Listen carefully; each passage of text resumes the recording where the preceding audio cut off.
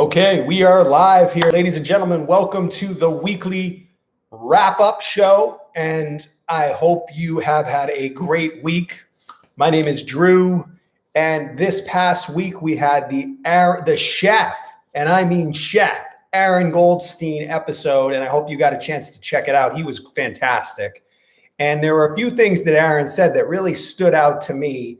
And number one, he said that when he works with people, teaching them how to cook, how to work in the kitchen, he focuses on building that connection with their food. And this was something he said that he learned when he was a chef at a restaurant where they had food, they had seed to table or food, farm food all the way to the table. So he got an education in learning how to grow food, how to raise animals, chickens, and all those kind of things. And he found that this was really helpful for fostering that connection with his food. And, it's the same thing with us. We need to have that connection with our food. And it does seem as though one of the best ways to do this is to grow our own food, is to plant a garden, even if it's just a small one.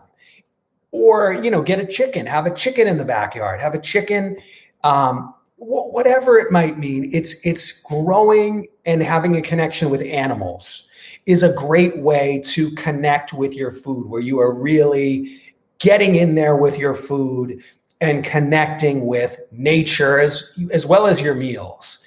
And he said something else. He said that I really loved. He said, in terms of time, a lot of people say they don't have time to cook, but he said it's not about time, it's a value shift. Because if we saw cooking as really important, we would do it no matter what, we would do it. So it's about making that value shift, prioritizing, putting food first, putting the health of our families first. Then we are willing to invest the time in making these meals. I used to do work in functional medicine and health coaching with some folks. And, I used to believe that cooking was optional, but I no longer believe that. I think people have to get in the kitchen and make meals for themselves, for their family. Literally, our health depends upon it. Literally, our connection with the planet depends upon it. So it is so important. I do not believe that cooking is optional. It's just not. Health is not optional. We need to do it. We need to get out there. And he also makes a great point. He says that, whatever you put on your plate, you're essentially voting for. You're voting for with your money. And so you can vote for the heavily processed, packaged food that has all kind of harmful chemicals in it, or you could vote for the small farmer in the grass-fed meat or farm fresh planted vegetables. You're voting for that. You're literally saying, this is what we want more of, because this is what I'm putting my money behind. So it's really important to recognize, what are you voting for on a day, for you, for your family, and quite honestly, for future generations? Where are you casting your vote? So to be aware of that, I think, is really important. And then finally, in terms of attainability, he talks about, one meal. I love this mantra: one meal at a time.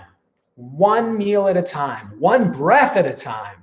And, it is so important, because otherwise it is really easy to get overwhelmed.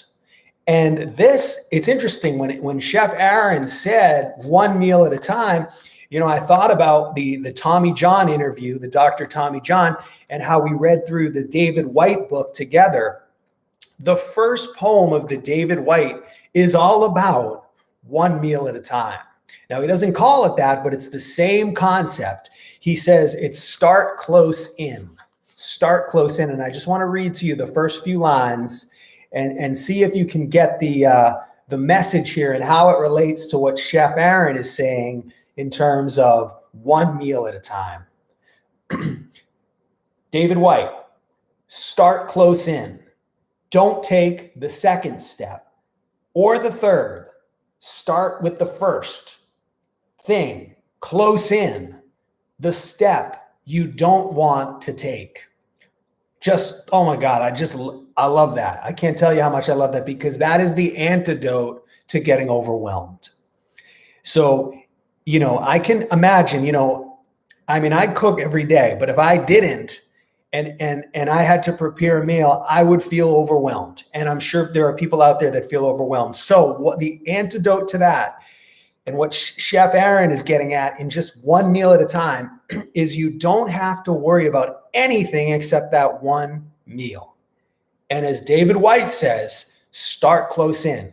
Don't take the second, the third, the 20th, because that's what we invariably do, right? We want to write a book.